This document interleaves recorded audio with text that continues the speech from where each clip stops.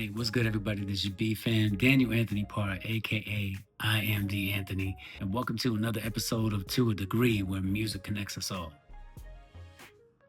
So, if you remember last week, we talked a little bit about, I guess you could say, my beginnings. You know what I'm saying? So this time, I want to kind of touch base on when I finally actually hit a stage. So I want to say back, and I've told this story before, but for those of you who don't know the story, um, I think I was in the eighth grade, and I remember my dad. He saw something in me, and so he kind of pushed me, little bit of a nudge. We were still living in San Diego at this time. Like I said, I was about in the eighth grade, seventh or eighth grade, and my dad had encouraged me to be a part of this talent show. I believe it was at a place called Grossmont Mall in San Diego, and sponsored by Coca-Cola. So he went ahead and signed me up after I said okay. And the day came when he asked me what songs I wanted to sing or what song I wanted to sing, and it was Lionel Richie's "Love Will Conquer All." I don't know if you remember that song. Definitely go look it up. It was a great song back in the 80s. The day came when I had to be on stage. And man, being in front of so many people in such an open space because it was outside, it was cool, but at the same time, again, I was shy. I didn't know how I was gonna do it. So they call my name, I get up on stage, and I'm looking at the whole crowd, and man, it wasn't like a sea of people, but it was a lot of people, and it was outside, and so I'm looking past them, and I see my dad, and he's got his shades on, and he's got his arms crossed, and he's just staring at me, straight face, no no expression, no smile, no nothing. He's just watching. So I'm trying not to pay too much attention to him, but I want to make my dad proud. So I got up on there, and I got through it, and it was such a great feeling because I just remember finally being able to sing in front of people that um, went there specifically to see the people that were in this talent show, and that feeling in itself was so much better than back in third grade. And I thoroughly enjoyed it. You know what I mean? I loved the sound of everything. I loved being able to, see people's faces and, have them watching me go back and forth on because I didn't know what to do. I guess you can kind of say my dad kind of left it up to me. I mean, he kind of told me how to hold my mic and everything and, looking at people and everything. But I didn't know what else to do, and I wasn't about to perform no Michael Jackson steps at all. So, but like I said, I remember, him staring and looking and everything, and just straight faced. And when we were done, he gave me, some good critiques, and told me what I could do next time and everything, and told me I did a good job. That was a great feeling as well because wanting to, as kids, we want to get our parents' stamp of approval. You know what I'm saying? And especially for me, with him, it was like, it was almost as if Stevie Wonder was telling me I did a good job. So that's what it was for me. So then we get to a point where they finally let us know who made it into the main show. So, because it was kind of like a competition. So, and I made it, and I was excited. I was thoroughly excited. I was like, oh, I told my parents, I need to get something like nice to wear. I wanted to be suited and booted. So, I remember they bought me this suit. It was it was kind of like the whatever that style was in the late 80s, with what guys used to wear, the tapered slacks, the shoes, the not the loafers, but they were kind of like loafers, I think.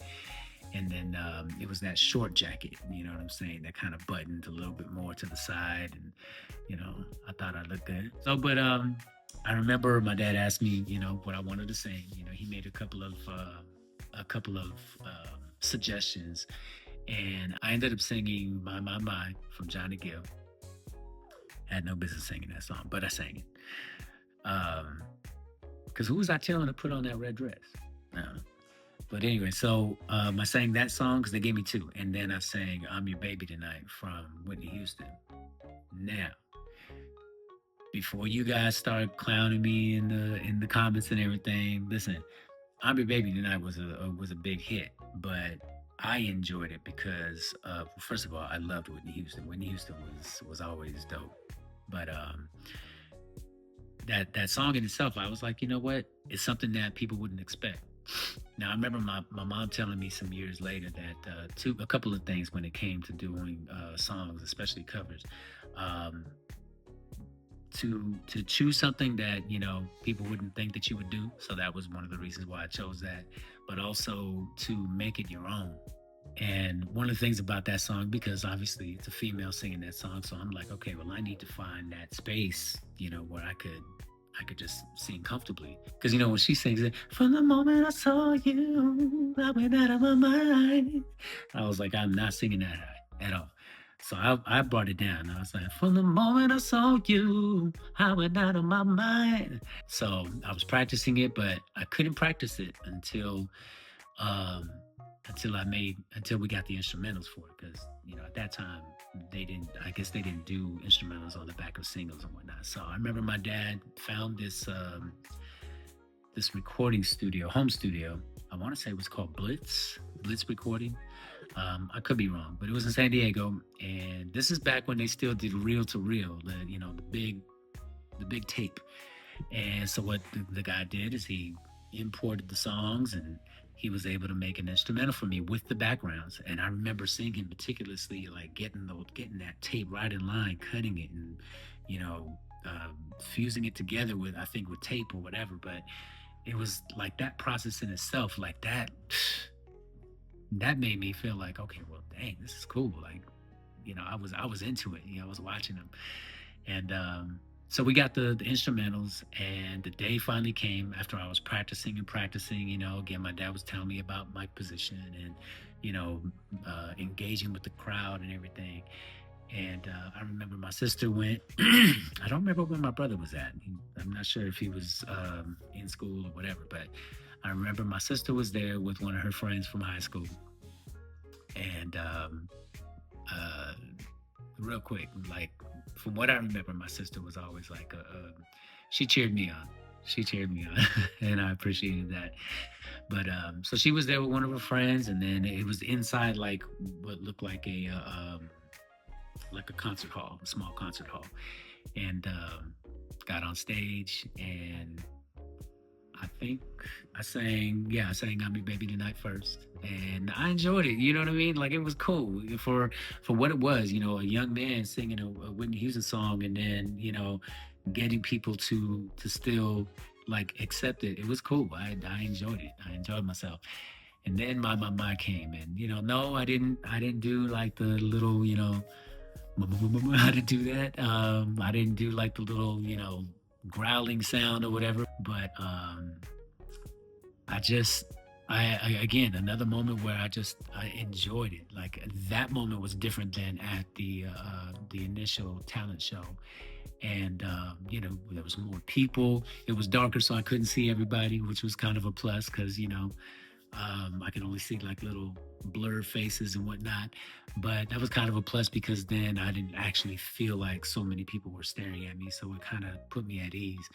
Um, but that in itself was such an amazing moment because I got to finally get to a point where I was like, okay, yeah, this is definitely what I want to do. There's no question, no doubt about it. And I really wanted to go full force on it, and I knew that my parents would back me up on it. You know what I mean, no matter what. Um, and they would show me exactly what I needed to do. But the unfortunate thing after that is I don't recall really doing anything else in singing. Even when I got into high school, I wasn't a part of like choir or anything like that, but I was a part of marching band. And let me tell you, marching band was one of the best experiences I've ever had. I've never had such a fun experience in high school than the marching band. We did so much. We were a part of the Tournament of Roses Parade. We did a lot of competitions. You know what I'm saying? We traveled to different places. You know what I'm saying? So it was such a wonderful experience. And my teacher, his name is Mr. Anthony. Shout out to him. Um, he was great. I mean, to see somebody with that much knowledge in music to the point when he was conducting us in the class. I mean, we had we had tubas, we had flutes, we had clarinets, we had a couple of bassoons, we had saxes, we had trumpets, we had drums, everything. He would be right here in his sheet music, and if he heard the trumpets over here off, he would do like this and let them know what position that they had to do. And and it was great to be a part of something where um, just music was it. You know what I mean? And it gave me another level of hearing things. So it wasn't just that I had the the start of my vocal training over here with my parents, but now I had something different where now I'm really forced to listen to not just what I'm doing with my section, my tenor sax section, but now I'm hearing the trumpets, I'm hearing everybody. So that that in itself was such a great experience that I wouldn't trade for the world, you know. So that kind of doesn't conclude my teenage years. I do have quite a bit more. But next episode, I'm going to start talking about some connections because that's what this podcast is all about. If you didn't know, To a Degree is basically a play on 6 degrees of separation, that whole thing where you're connected to someone who's connected to someone, so on and so forth. And I've had a pretty good amount. I'd like to say. So I thank you again for tuning into this episode and stay tuned for the next one. I appreciate you watching. Again, don't forget to like, subscribe, and share. And I'll see you next time.